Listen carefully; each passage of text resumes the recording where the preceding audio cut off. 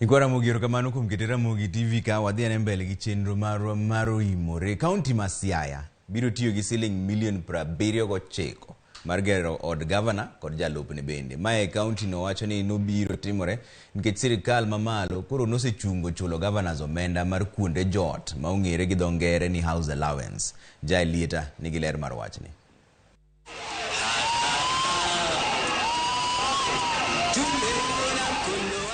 Gavana manyien ma Siaya James Orengo kod jalupne William Oduol sani koro biro dake udi mogernegi manyien.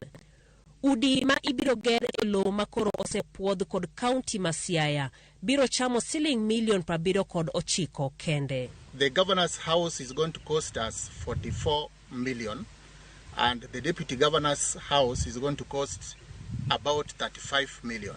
Total plus VAT is 79 million. Kardak manyien ni mar Gavana kod jalupne idhi ger e gwenge ma Akara maidore e kar chung od bura ma Alego Usonga. This piece of land comprises a number of buildings. The county speaker should also have a space here. And the governor has the major space.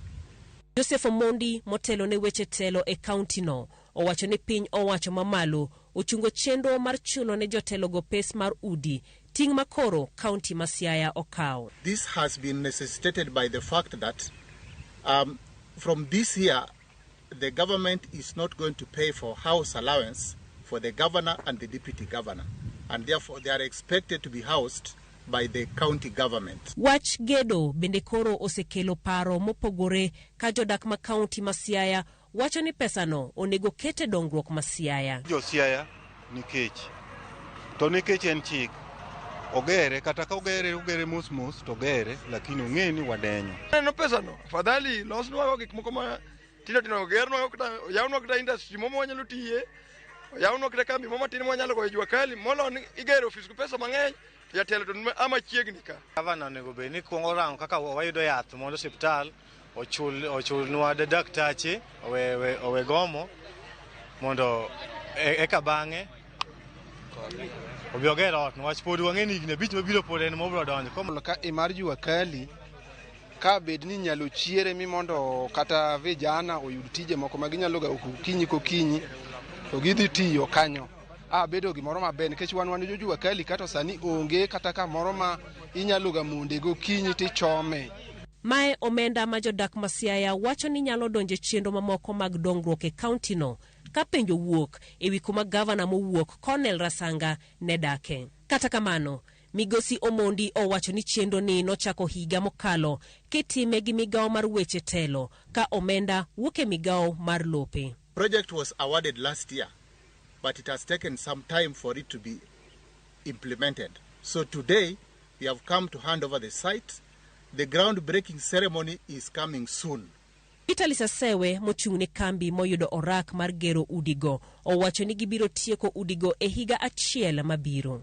Most of the staff that will manage the site, the technical we have in-house, but for the laborers, casuals will source from within the locality, so that the people around can also benefit from the construction.